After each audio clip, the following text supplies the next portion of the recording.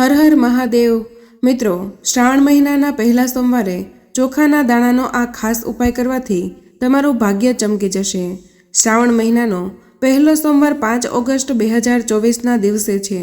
શ્રાવણ મહિનાના પહેલા સોમવારનો જો કોઈ સૌથી મોટો ઉપાય હોય તો તે છે 108 ચોખાના દાણાનો ઉપાય। આ દિવસે તમારે 108 ચોખાના દાણાનો ઉપાય જરૂર કરવો જોઈએ।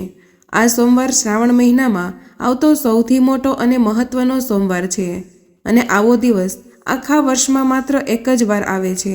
શ્રાવણ મહિનાનો આ સોમવાર એટલે ખાસ છે, એટલો મહત્વનો છે કે કેટલીક વાર મોટી પૂજા અનુષ્ઠાન કરવાથી જે મનોકામનાઓ પૂરી નથી થતી તે આ દિવસે 108 ચોખાના દાણાનો ઉપાય કરવાથી તમારી મનોકામનાઓ પૂર્ણ થઈ જાય છે। ઘણા લોકોએ આ ઉપાય કર્યો છે અને તેમને આ ઉપાય કરવાથી ચોક્કસપણે ફળ મળ્યું છે।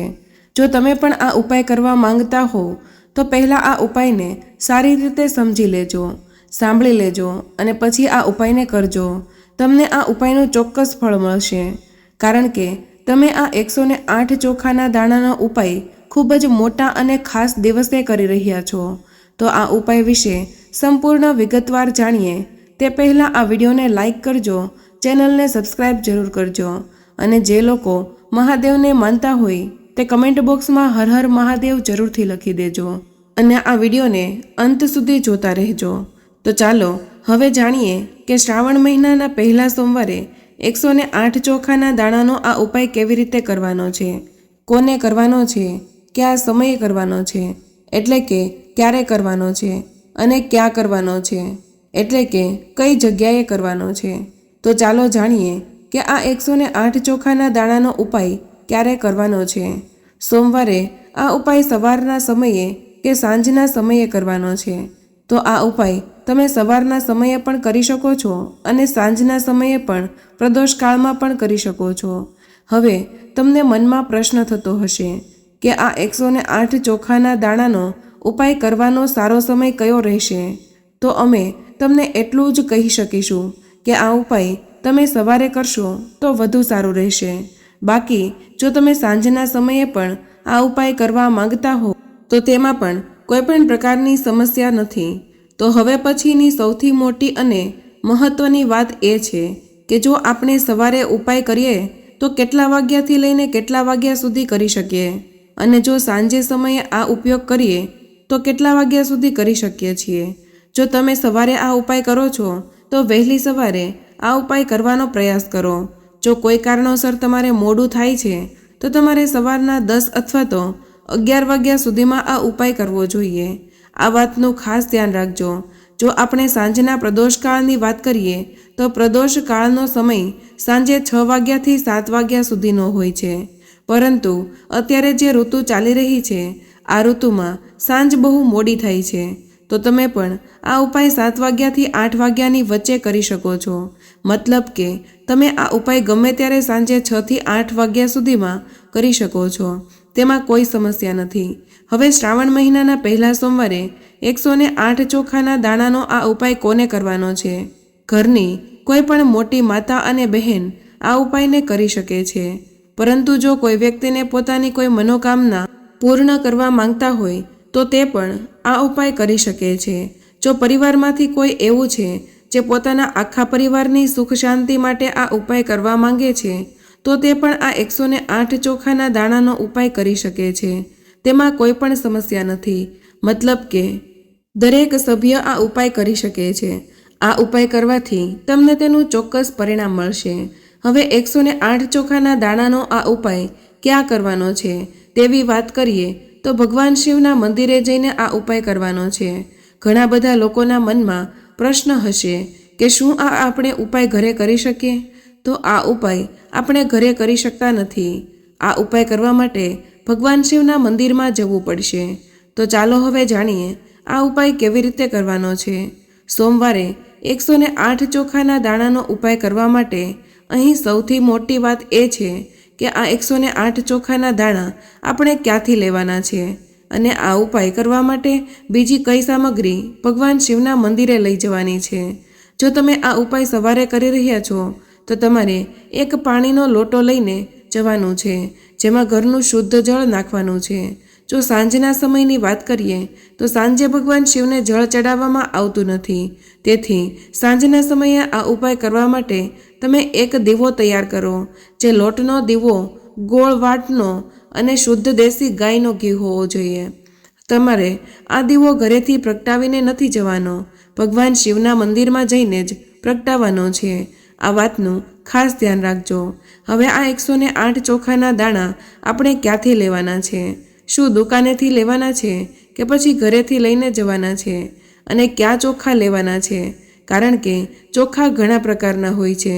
તો આ ઉપાય તમે કોઈ પણ ચોખાનો ઉપયોગ કરી શકો છો. તમે જે પણ ચોખા લઈ રહ્યા છો તે સાબુત હોવા જોઈએ, મતલબ કે આખા ચોખા હોવા જોઈએ. કોઈ પણ જગ્યાએથી તૂટેલા ન હોવા જોઈએ. તમારે આ વાતનું ખાસ ધ્યાન રાખવું પડશે. બાકી તમારે ચોખા બાસમતી હોય કે સાદા ચોખા કે અન્ય કોઈ પણ પ્રકારના ચોખા હોય તેમાં કોઈ પણ વાંધો નથી. તમારી પાસે જે પણ ચોખા હોય તેમાંથી એક મુઠ્ઠી ચોખા અલગથી લઈ લો.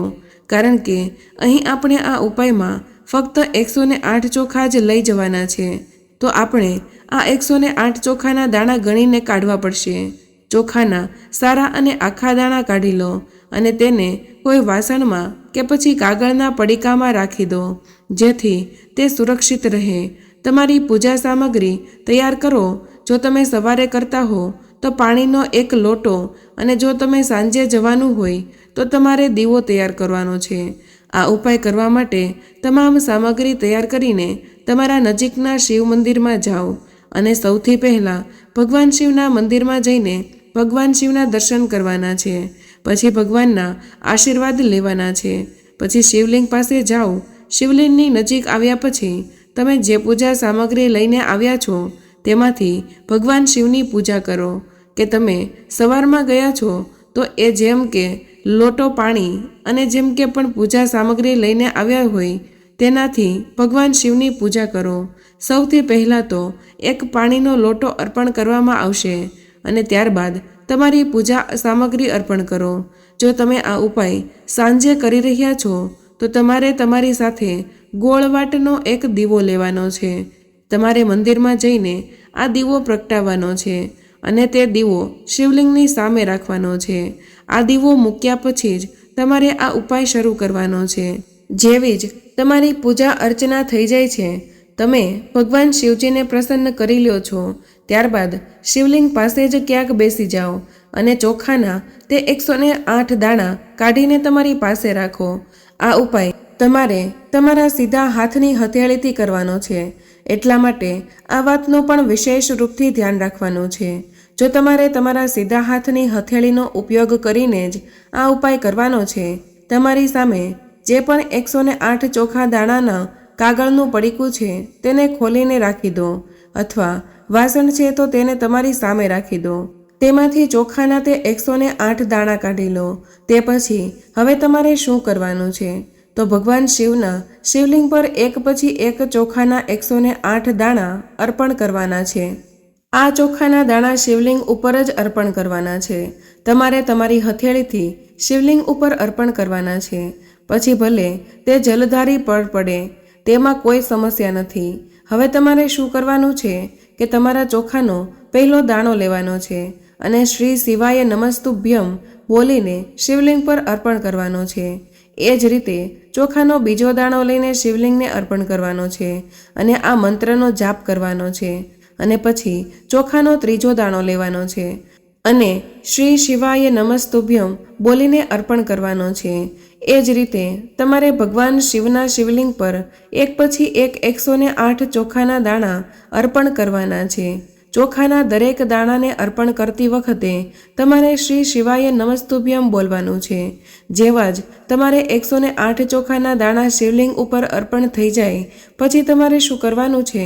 પછી તમારે તમારી મનોકામના ભગવાનને કહેવાની છે. જે મનોકામના માટે તમે આ ઉપાય કરી રહ્યા છો, તમે જે પણ દુઃખ અને સમસ્યા માટે આ ઉપાય કરી રહ્યા છો, આ ઉપાય કરવાથી તમારી મનોકામનાનું ચોક્કસ પૂરી થશે. આ ઉપાય કર્યા પછી તમારે ભગવાન શિવના મંત્રનો 2 મિનિટ જાપ કરવો જોઈએ અને મંત્રનો જાપ કર્યા પછી ફરી એકવાર ભગવાનની પ્રાર્થના કરવી જોઈએ, જે તમારી મનોકામના માટે કે તમને કોઈ પણ દુઃખ અને સમસ્યાઓ છે.